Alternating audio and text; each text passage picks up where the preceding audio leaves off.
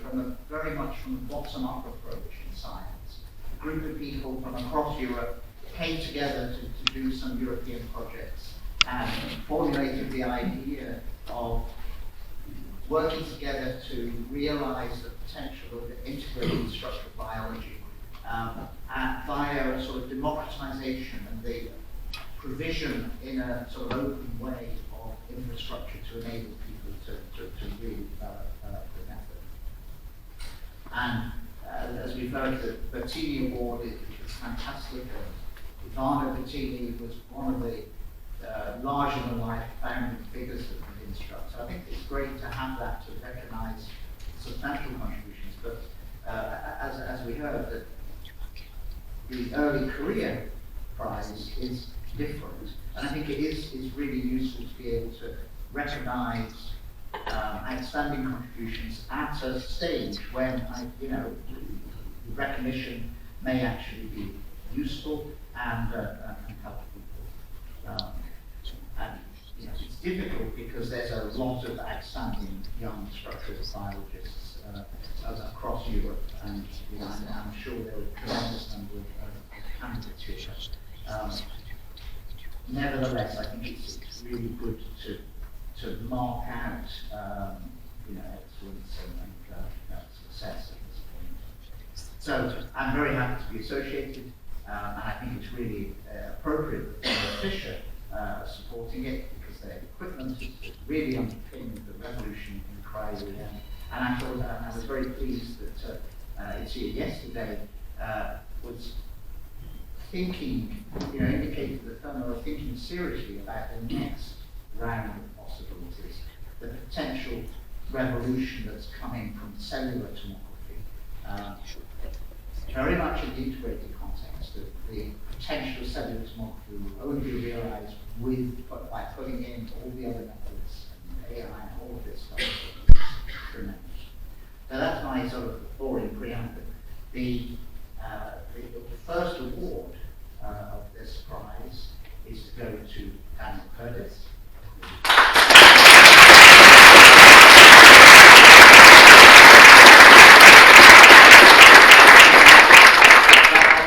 I won't say very much because you've got a good sort of summary of your career, I think, that you will say. But I would say that I think we've first really got to know you when you did your PhD. I was the external talent. You were, yeah. Despite that, you sort of seem to survive, so that's good.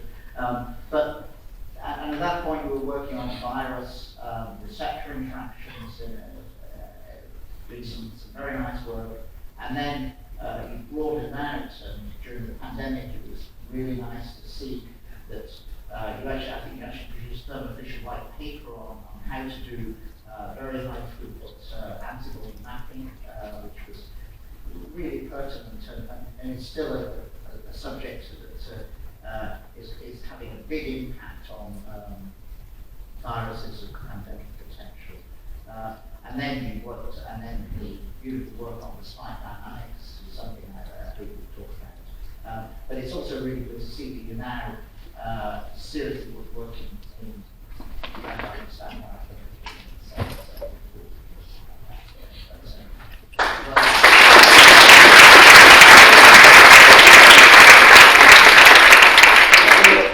Before you talk, you're going to be subjected to the presentation.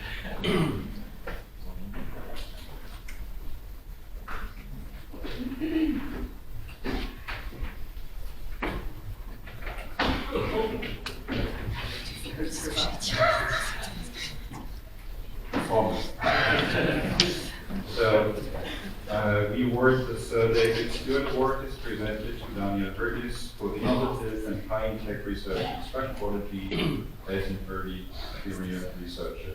And that's signed by the Instruct Director and by Steve Ranians, the Vice President of Life Sciences, and Steve Fisher, Scientific.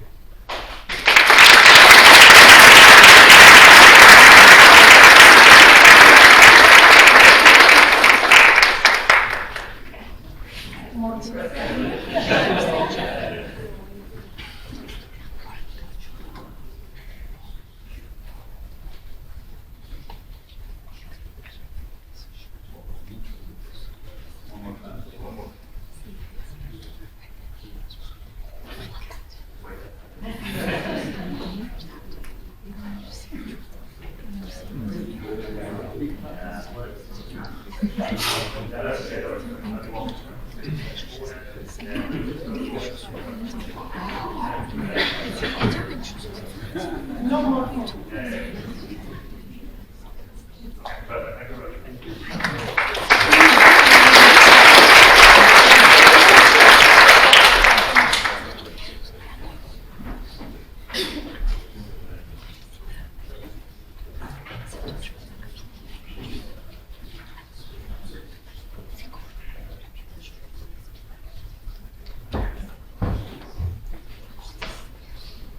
Okay, so good morning everyone.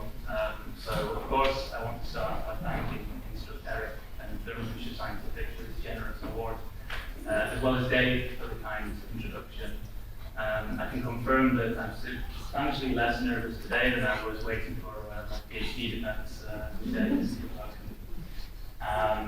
So what I've decided to do today is kind of give a helicopter view of the research that I've been doing over the last 8 years or so, which perhaps coincidentally matches very nicely with this morning's theme, which is studying molecular motors and dynamic systems.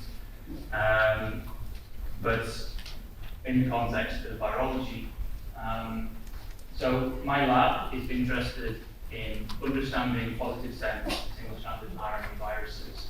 At the moment, we're focusing particularly on important human pathogens such as coronaviruses, noroviruses, and enteroviruses. And broadly speaking, what we aim to do is understand how these viruses enter our cells, and once they're inside, how do they replicate and assemble new infectious virus particles. And our overarching aim is to try and turn fundamental knowledge of these viruses into new strategies for antiviral development. But rewinding to the start, it's fair to say that my first interest, as Dave mentioned, is in this first step in the infectious cycle. So how do viruses recognize and enter our cells? I was very lucky to start my PhD as the revolution was kicking off. And I was studying two important human pathogens. So on the left, we have a virus that causes kidney transplant rejection.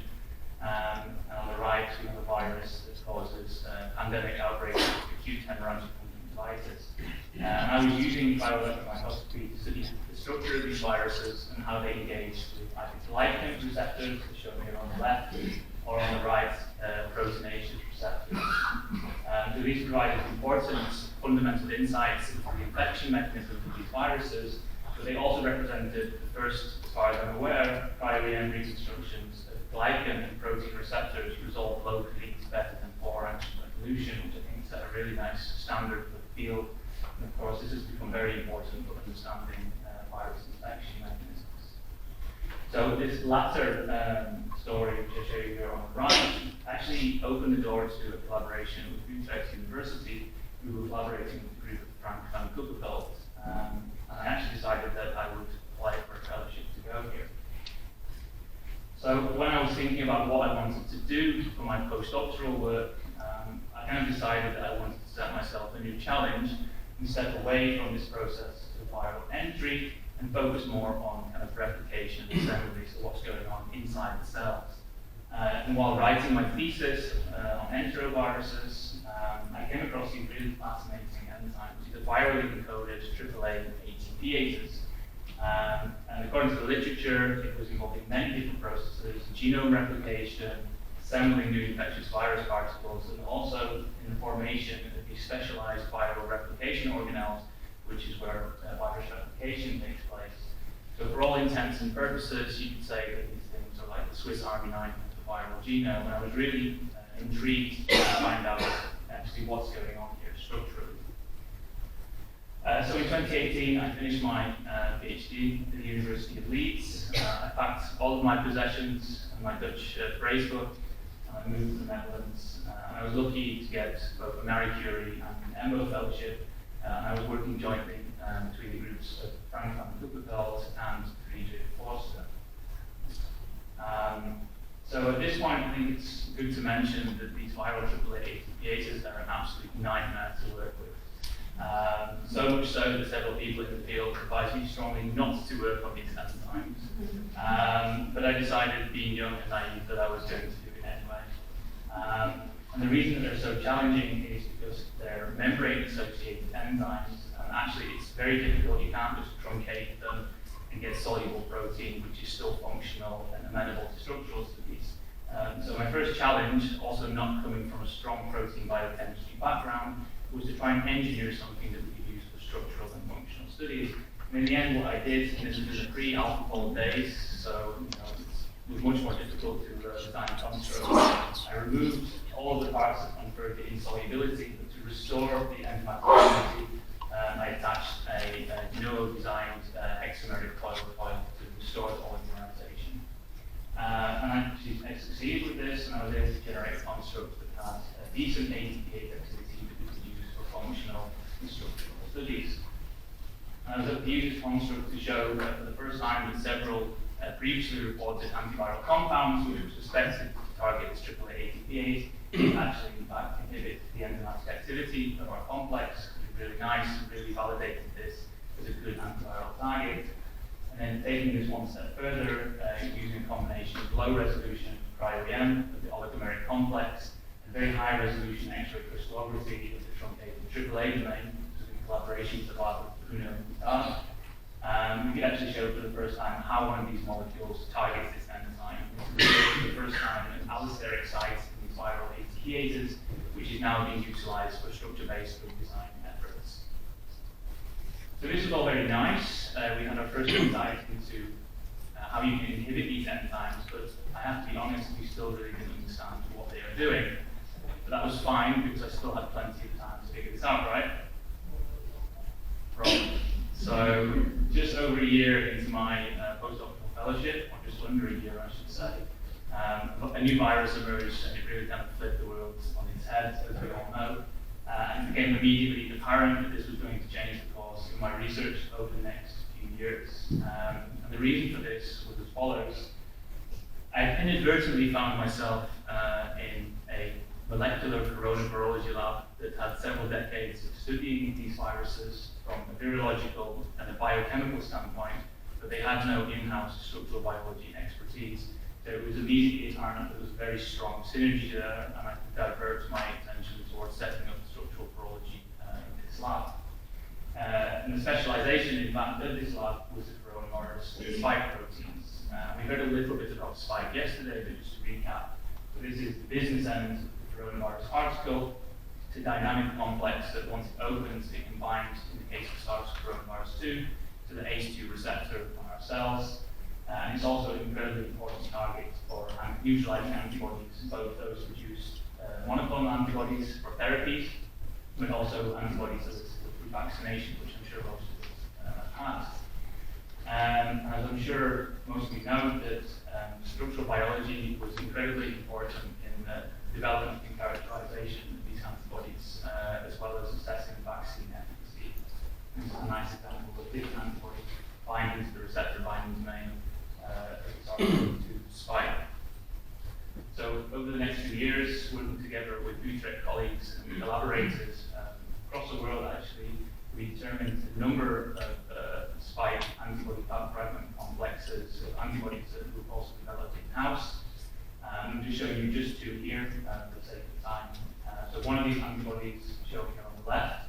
This was identified by my colleague here in Jan Boston. It was actually the first fully human monoclonal antibody for COVID-19. And actually was licensed to AbbVie and went into phase 1 clinical trials. But actually developing antibodies against SARS-CoV-2 was incredibly difficult because viruses have a lot of tricks up their sleeves. And as we all know, throughout the pandemic, we had a number of variants of concern emerging. And the reason that this was a problem is because with every new variant that emerged, mutations in regions of the spike, which were the main targets for neutralizing antibodies. So the minute you have an antibody, it would have a mutation and it would lose efficacy, which meant that we had to move faster. So actually, we had so many antibodies at the peak of the pandemic to characterize that it actually became, structurally characterizing them actually became quite a bottleneck. And actually, one night I was talking to my wife about cryo-EM epitope mapping, as you do. And we kind of had a look in the literature and what people were doing, and we kind of came to the conclusion that the way in which people were collecting data was probably, and us included, was actually quite inefficient. So, what I mean by this is historically, people would optimize their sample, you would get your one slot on the microscope, you would collect as much data as possible if you really wanted your nice high resolution structure. But actually, you came to the conclusion that most people were over-collecting. And this doesn't just slow down the data collection, but also the processing, the data storage becomes much more challenging. So yeah, we thought, this is quite efficient, especially in epitope mapping when speed is of the essence. Maybe you don't need that much data. So we actually thought it might be fun to see if from one precious microscope session, instead of getting one structure, could we get 12 structures? Why 12? Because that's how many grids the microscope could accommodate in one go. So we set up a nice husband and wife activity. We set up this collaboration between Utrecht University, Takeda Pharmaceuticals, and Thermo Scientific, where Yevro was working at the time. And what we did is we established a very nice optimized cryo-EM grid prep. So we have 12 Eppendorfs, each one has some spike, has a preclinical antibody file fragment, has not been structurally characterized before. We didn't have the structure piece before we did this experiment. And we had a little bit of detergent just to kind of mitigate against any preferred orientation that you can see. We then load these grids into a 200 kb instrument, collect 50 movies sequentially, only 50, about half an hour of data collection, do 2D classification just to see if it looks sensible, and then we would transfer this to a Prius G4 at the time. And then we use EPU multigrids to sequentially schedule these data collections in a relatively independent manner. And we limited to this just 1,000 images per sample, and then we process this to Prius 5.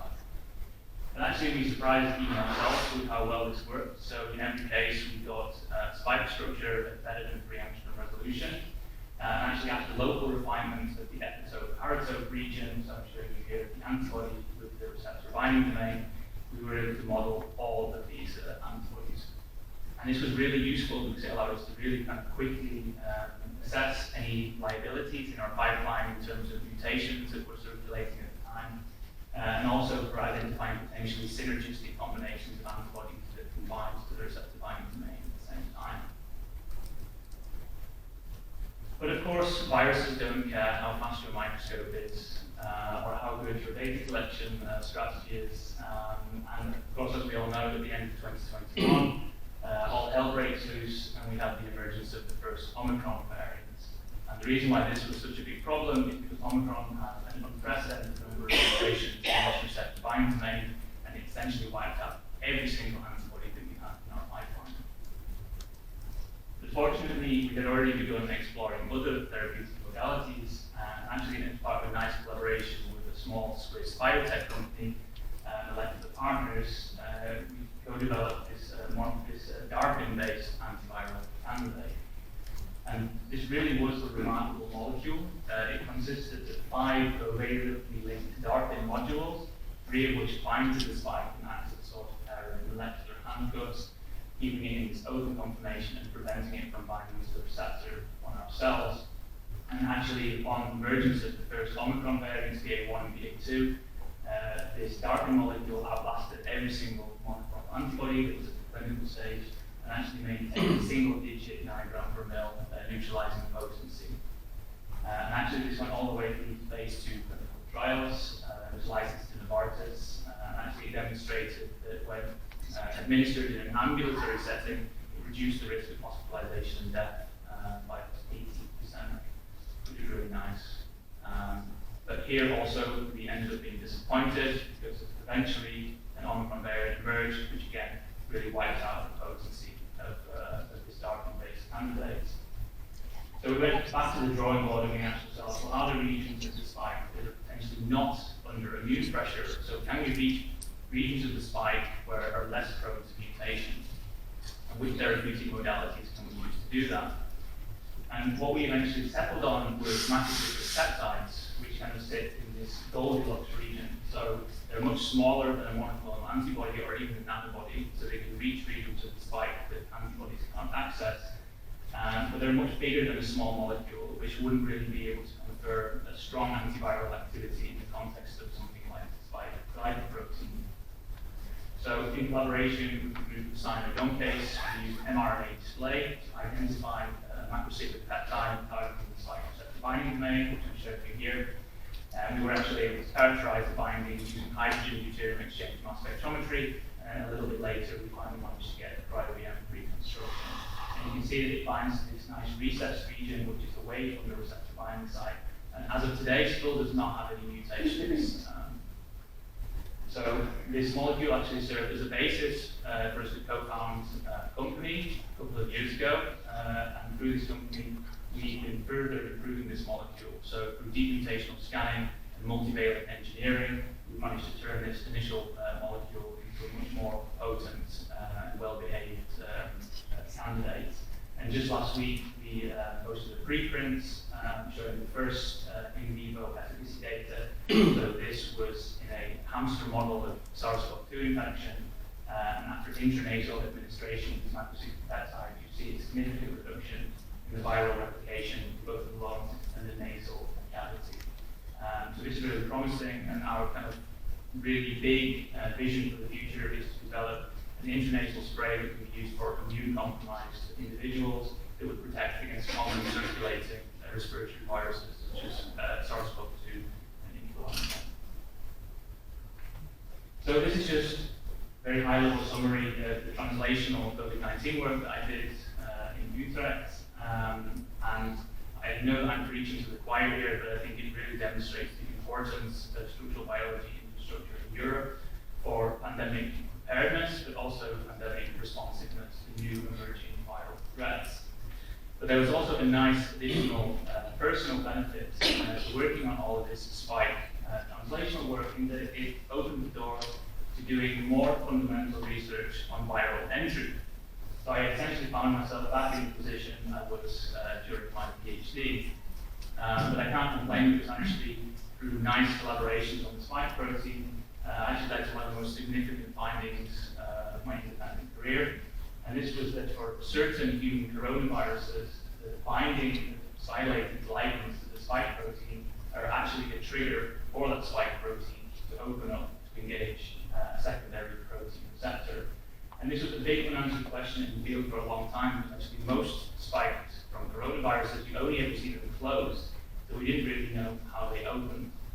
So this provided a really nice proof of concept that these viruses can actually use something like ligand receptors to trigger this cascade of conformational changes.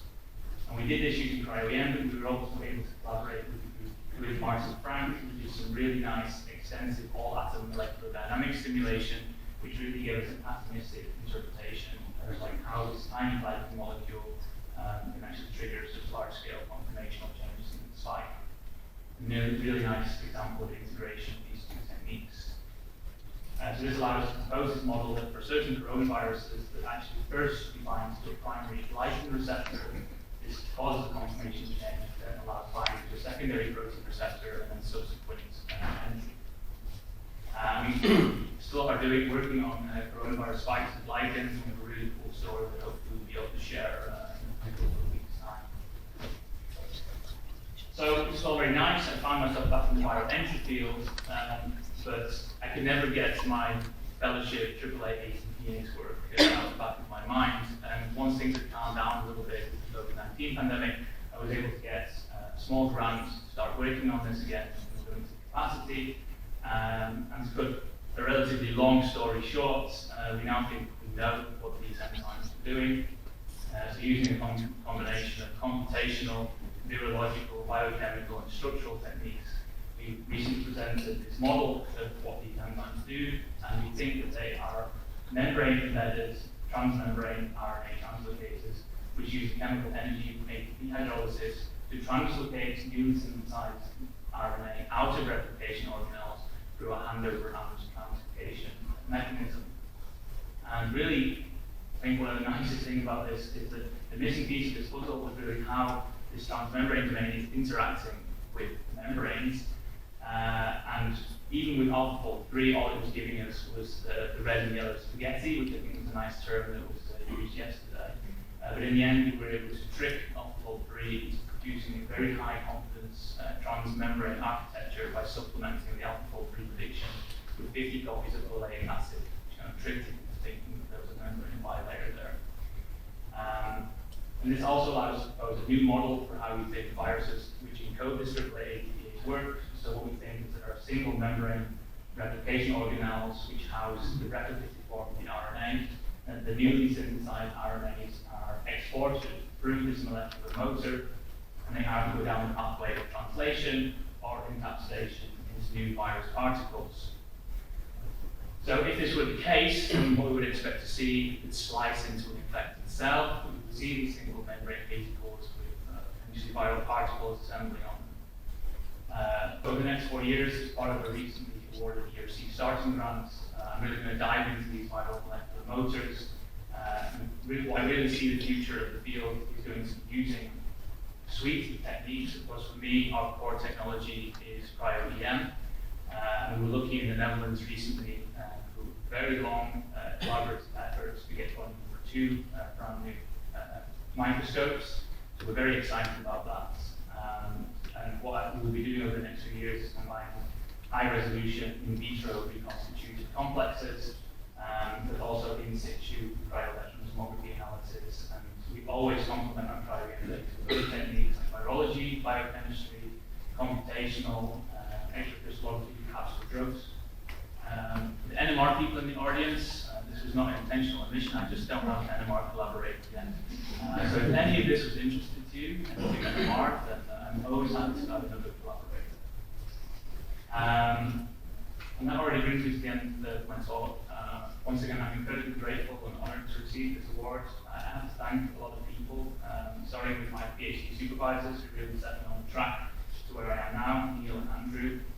My colleagues, Jan Bos and Frank van Koekenveld, virology lab, my partner Jeva, for all the personal and professional support, as well as informal mentors such as Sheena Radford. I also want to shout out a really long-standing collaborator, Richard Snyder, who's a really talented mass spectrometrist, and we've been collaborating together for many, many years. And what I would always advise people in the audience at the start of their career is, find people with whom you enjoy collaborating, who share common values. I think if you do that, then you'll always enjoy working on projects together, and it can be very, very fruitful.